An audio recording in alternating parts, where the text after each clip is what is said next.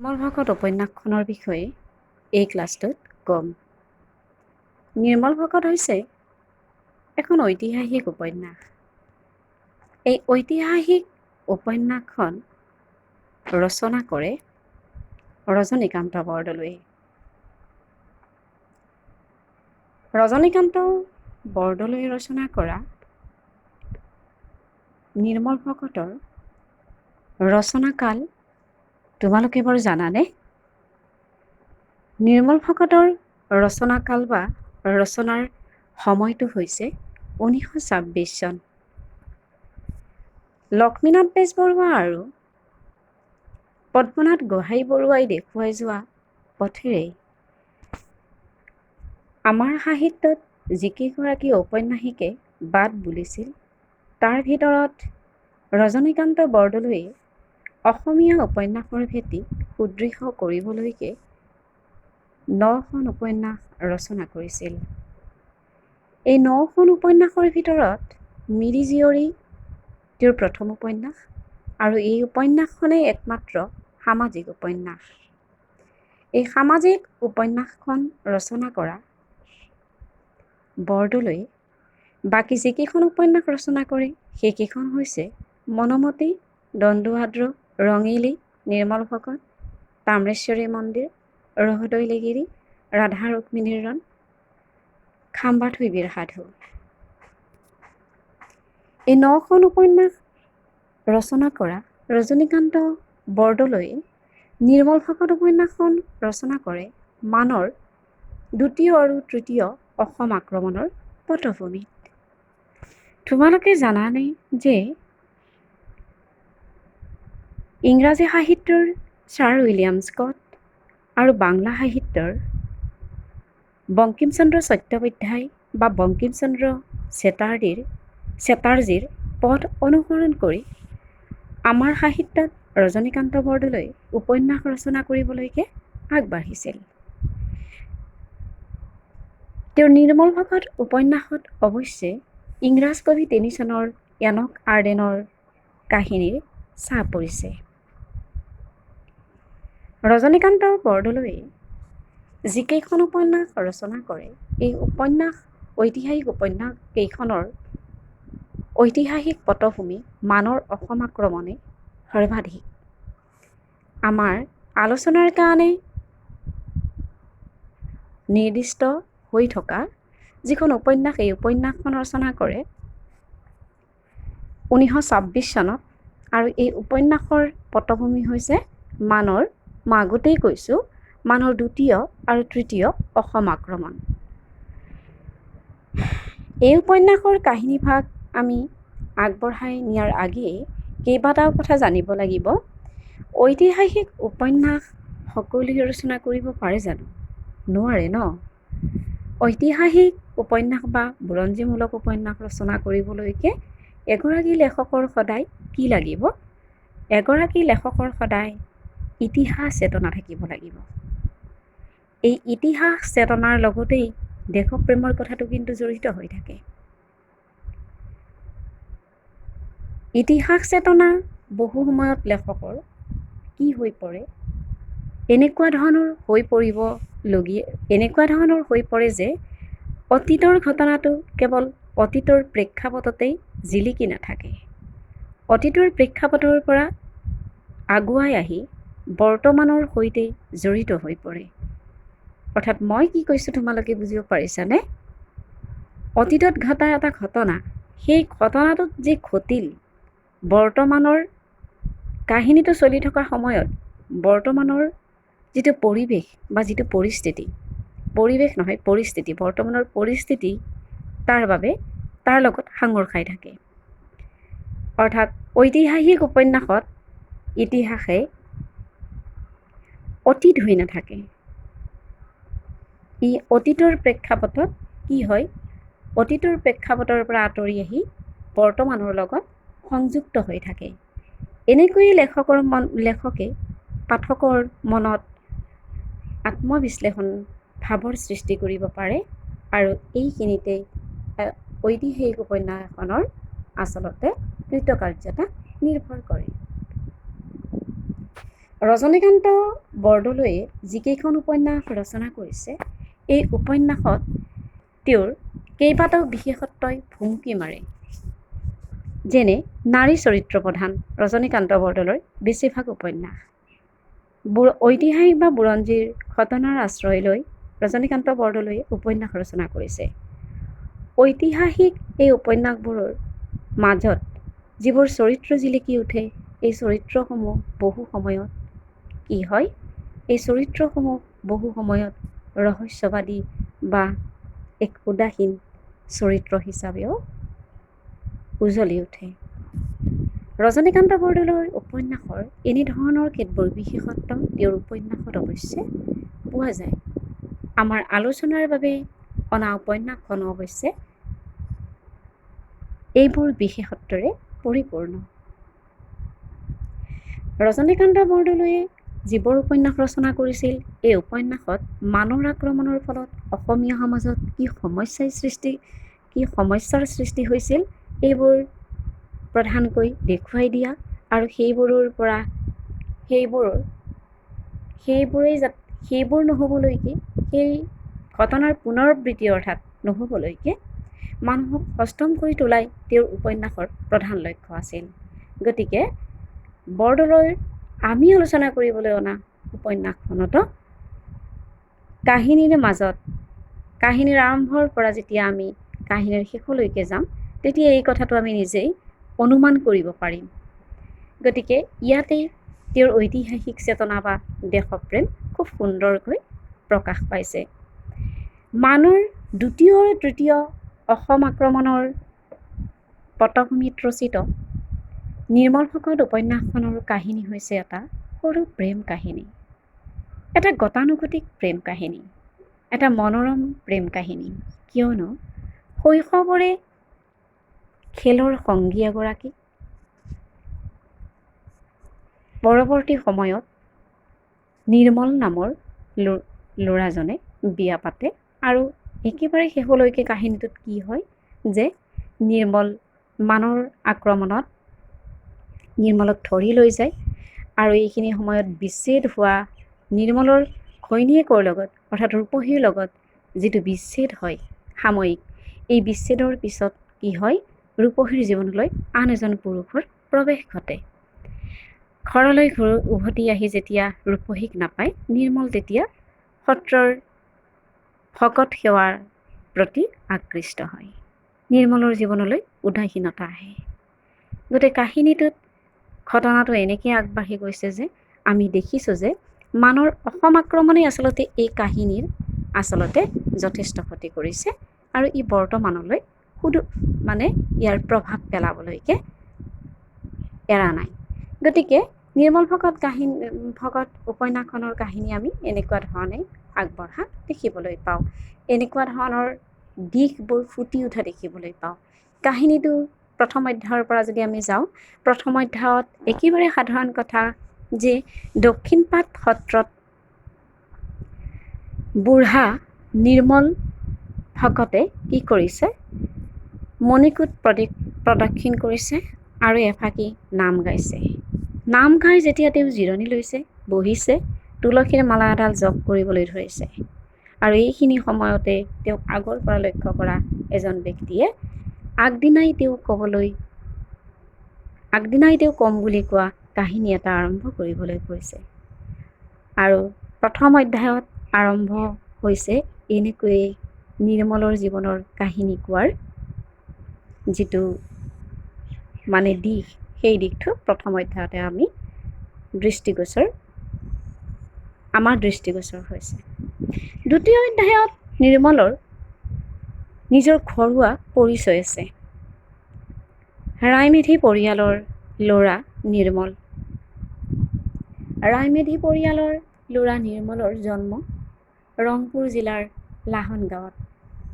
নিজৰ দুটা ভাই অৰ্থাৎ নিৰ্মলৰে সৈতে তিনিটা ভায়েক ককায়েকৰ সৈতে কি আছিলে, এখন সংসাৰ ৰায়মেধিৰ। বহু বছৰলৈকে বিবাহিত জীৱনত যেতিয়া নিৰ্মলৰ পিতৃয়ে সন্তানৰ মুখ দেখা নাছিল, তেতিয়া কি হৈছিলে, ঈশ্বৰ পুৰুষৰ ওচৰত সত্ৰলৈ গৈ ঈশ্বৰ পুৰুষৰ শৰণাপন্ন হৈছিলে। আৰু নিৰ্মল যেতিয়া হৈছিলে তাৰপিছত নিৰ্মলৰ পিতৃয়ে নিৰ্মলক সেই সত্ৰলৈ যেতিয়া লৈ গৈছিলে হাতত ধৰি, তেতিয়া থুনুক থানাক মাত ওলোৱা নিৰ্মলক এপাহি নিৰ্মালি দি ঈশ্বৰ পুৰুষে হেনো কৈছিল, সত্ৰৰ ভকত হবিনে বুলি সোধোতে সি পটককৈ কৈছিলে যে সত্ৰৰ ভকত হ'ব। আৰু তেতিয়া ঈশ্বৰ পুৰুষে কৈছিল, প্ৰথমতে সংসাৰী হৈ তাৰপিছত সত্ৰৰ ভকত হবি। হয়তো নিৰ্মলৰ জীৱনত এই ঘটনাৰে পুনৰাবৃত্তি ঘটা দেখিবলৈ পোৱা গ'ল। সেইগৰাকী নিৰ্মলে যেতিয়া 20 বছৰত সোমাল, কাহিনী অন্য এটা দিশলৈ গতি কৰিবলৈ ল'লে। তৃতীয় অধ্যায়ত আমি নিৰ্মলক ভৰ যৌৱনা এজন ডেকা ল'ৰা হিচাপে তৃতীয় অধ্যায়ত নিৰ্মলক দেখিবলৈ পাওঁ। তৃতীয় অধ্যায়তে নিৰ্মলে অনুভৱ কৰে যে ৰূপহী নামৰ এজনী ছোৱালীক নিৰ্মলে ভাল পায়। একেখন গাঁৱৰে ৰূপহী আৰু নিৰ্মল। মণিৰাম নামৰ মানুহজনৰ জীয়েক হ'ল ৰূপহী। এই ৰূপহী হৈছে নিৰ্মলৰ খেলৰ লগৰী। নিৰ্মলৰ যেতিয়া 10 বছৰ বয়স, ৰূপহী তেতিয়া 5 বছৰীয়া। তেতিয়া সিহঁতে এবাৰ শৈশৱত দৰা কইনা খেলিছিল। দৰা কইনা খেলা সেই বয়সত নিৰ্মলে ৰূপহী কইনা, নিৰ্মল দৰা আৰু ৰূপহী কইনা হৈছিল। এইখিনি কথাই সহ্য কৰিব পৰা নাছিল অনিৰাম নামৰ ল'ৰাজনে। আৰু অনিৰামে একে খেলৰ লগৰী অনিৰামে খুব প্ৰতিবাদ কৰিছিল। ইয়াকে লৈ নিৰ্মল আৰু অনিৰামৰ যেতিয়া কাজিয়া হৈছিল, তেতিয়া ৰূপহী মাজত সোমাই কৈছিল, এইবাৰলৈ অনিৰামেই ৰ'ব লাগে, নিৰ্মল দৰা হ'ব। আৰু ইয়াৰ পিছত যেতিয়া সিহঁতে উমলিব, তেতিয়া নিৰ্মলৰ ঠাইত অনিৰাম ৰূপহী দৰা হ'ব। যেনে কথা তেনে কাম, তেনেকৈ সিহঁতে শৈশৱত খেল খেলিছিল। এনেকৈয়ে নিৰ্মলৰ বয়স আগবাঢ়ি গৈ থাকিল আৰু নিৰ্মল ডেকা ল'ৰাটো হৈ আহিল। কিন্তু সেই শৈশৱৰ ৰূপহী লাহে লাহে ডাঙৰ হৈ আহিল। ডেকা হৈ অহা নিৰ্মলৰ অন্তৰত ৰূপহীৰ প্ৰতি এটা মৰমৰ জন্ম হ'ল। ৰূপহীৰ প্ৰতি জন্ম হোৱা এই মৰম বাৰু কিনো? ৰূপহীৰ প্ৰতি জন্ম হোৱা এই মৰমৰ অন্য নাম হৈছে প্ৰেম। চতুৰ্থ অধ্যায়ত আৰম্ভণিতে আমি এটা কথাৰ ইংগিত পাইছোঁ যে নিৰ্মল আৰু ৰূপহীৰ প্ৰেমৰ সেই সুমধুৰ বান্ধোনলৈ আচলতে কি হৈছে? এটা বিচ্ছেদৰ, এটা যন্ত্ৰণাৰ প্ৰৱেশ ঘটিছে। কেনেকুৱা ধৰণে? যে চতুৰ্থ অধ্যায়ত নিৰ্মল আৰু চতুৰ্থ অধ্যায়ত নিৰ্মল আৰু ৰূপহীৰ প্ৰেমে এটা বাট পাবলৈকে গৈ থকা অৱস্থাতেই 20 বছৰীয়া নিৰ্মললৈ ৰায়মেধি পৰিয়ালৰ ফালৰ পৰা সিহঁতৰ পৰিয়ালৰ লগত মিলা ধৰণৰ এঘৰ সম্ভ্ৰান্ত মানুহৰ জীয়ৰীৰ কাৰণে জোৰণ পেলাইছে। এই কথাটোৱে নিৰ্মলে কোনোপধ্যে মানি ল'ব নোৱাৰি চটফটাই থাকিলে, অথচ প্ৰতিবাদো কৰিব নোৱাৰিলে। ইতিমধ্যে নিৰ্মলে কিন্তু ৰূপহীয়ে নিৰ্মলক কোনোদিন কৈ পোৱা নাই যে ৰূপহীয়ে নিৰ্মলক ভাল পায়। গতিকে এইখিনিতে নিৰ্মলে এটা সময়ত, এই অধ্যায়তে নিৰ্মলে কি কৰিলে, যে মনত হোৱা যিটো প্ৰেমৰ ভাৱ, এইটো এটা সময়ত সহ্য কৰিব নোৱাৰি নিৰ্মল সিদ্ধান্ত এটা লৈ আহিল যে ৰূপহীক সকলোবোৰ মনৰ কথা খুলি ক'ব। পঞ্চম অধ্যায়ত দেখা গ'ল যে চ'ত মাহৰ পূৰ্ণিমাৰ দিনটোতে সিহঁতৰ গাঁৱত কংসবধৰ ভাওনা হৈছে। নিৰ্মলে ৰূপহীক বুদ্ধি দি থ'লে আৰু নিৰ্মল ৰূপহী সিদিনা কোনো কাৰণতে ভাওনাত অংশ নল'লে। ঘৰত মাক আৰু নিৰ্মল আৰু সেইফালে ৰূপহীৰ ঘৰতো ৰূপহী সুযোগ উলিয়াই ভায়েকৰ সৈতে আহি নিৰ্মলক লগ কৰিলে। এনেকৈয়ে নিৰ্মল ৰূপহী নিজৰ মনৰ কথাবোৰ পাতিলে। ৰূপহীক নিৰ্মলে খুব ধুনীয়াকৈ সুধিলে যে তালৈকে ছোৱালী চোৱা হৈছে। তেতিয়া ৰূপহী মনৰ ভাৱবোৰ লুকুৱাই ভাল হোৱা বুলি ক'লে, নতুন ন কইনা দেখিব বুলিও ক'লে। নিৰ্মলে কিন্তু এই কথাবোৰত সন্তুষ্ট নহ'ল আৰু এসময়ত নিৰ্মলে মনৰ ভাৱ ৰূপহীক ধুনীয়াকৈ কৈ পেলালে। ৰূপহীক যে নিৰ্মলে ভাল পায় এই কথাটো কৈ পেলালে। আৰু শেষলৈকে দেখা গ'ল যে ৰূপহী আচলতে নিৰ্মলক আগৰে পৰাই ভাল পায় আৰু নিৰ্মলৰ মুখেৰে ওলোৱাটোহে বিচাৰি আছিল। এনেকৈয়ে বহু সময় সিহঁতে পাৰ কৰি এসময়ত নিৰ্মলে কোৱা কথাবোৰ শুনি শুনি ৰূপহী কান্দোনত ভাঙি পৰি নিৰ্মলৰ বুকুৰ মাজত সোমাই পৰে আৰু এসময়ত সিহঁতে এটা সিদ্ধান্ত লয় যে সেই চ'ত মাহৰ পূৰ্ণিমাৰ দিনাই নিৰ্মলে ৰূপহীক পলাই লৈ যাব। ৰূপহী সন্মত হয়নে নহয় সেই কথা ৰূপহীক সোধে। ৰূপহীয়ে সন্মতি প্ৰদান কৰে আৰু যেনে কথা তেনে কাম। তেনেকৈ সিহঁতে গাঁৱৰে আন এখন গাঁৱত থকা মাহীয়েকৰ ঘৰলৈ নিৰ্মলৰ মাহীয়েকৰ ঘৰলৈ পলাই যায়। এনেকৈয়ে শৈশৱৰ খেলৰ লগৰী দৰা কইনা খেলৰ সেই কইনাগৰাকীক নিৰ্মলে হাতত ধৰি পলুৱাই লৈ যায় সংসাৰ পতাৰ মানসেৰে মাহীয়েকৰ ঘৰলৈকে। আমি এই 5টা অধ্যায়ত খুব সহজকৈ কাহিনীটো এটা গতি লোৱা দেখিবলৈ পাইছোঁ। গতিকে এনেকৈয়ে নিৰ্মলাটোৱে উদাসীন ভকত নিৰ্মলাটোৱে নিজৰ জীৱনৰ কাহিনী আৰম্ভ কৰা দেখিবলৈ পাইছোঁ। আৰু 5ম অধ্যায়লৈকে উদাসীন ভকত নিৰ্মলে কি কৰিছে নিজৰ জীৱনৰ কাহিনী এফালৰ পৰা বৰ্ণনা কৰি গৈছে। 20 বছৰ বয়সতে ৰূপহীক পলাই লৈ গৈ নিৰ্মল হৈছেগৈ ৰূপহীৰ প্ৰেমিকৰ ঠাইত স্বামী। কিয়নো মাহীয়েকৰ ঘৰত থকাৰ পিছত নিৰ্মলক মাহীয়েকে এসময়ত ঘৰলৈ ঘূৰাই লৈ আহিছে পিতৃগৃহলৈ আৰু তেনেকৈয়ে নিৰ্মল আৰু ৰূপহীৰ এসময়ত বিয়া হৈ গৈছে।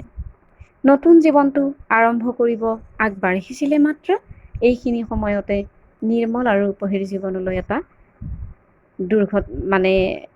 নিৰ্মল আৰু ৰূপহীৰ জীৱনলৈ খুব এটা দুৰ্ভাগ্যজনক ঘটনাৰ আগমন ঘটে। মানৰ অসম আক্ৰমণত নিৰ্মলক ধৰি লৈ যায় আৰু ৰূপহী অকলে থাকে। শৈশৱৰে অনিৰাম আহি এইখিনি সময়তে ৰূপহীক লগ দিয়ে আৰু ৰূপহী অনিৰামৰ সৈতে সাংসাৰিক জীৱন আৰম্ভ কৰে। ঘৰলৈ উভতি আহি যেতিয়া মানৰ আক্ৰমণৰ পৰা মুকলি হৈ যেতিয়া ঘৰলৈ উভতি আহে নিৰ্মলে উৰুঙা ঘৰখন ৰূপহীহীন উৰুঙা ঘৰখন দেখি উদাসীনতাৰ জন্ম হয় আৰু তাৰ পিছত নিৰ্মলে ভকত বৈষ্ণৱ হিচাপে জীৱন পাৰ কৰিবলৈ আৰম্ভ কৰে। মানৰ অসম আক্ৰমণে নিৰ্মল আৰু ৰূপহীৰ সাধাৰণ সংসাৰখনত এক বিচ্ছেদৰ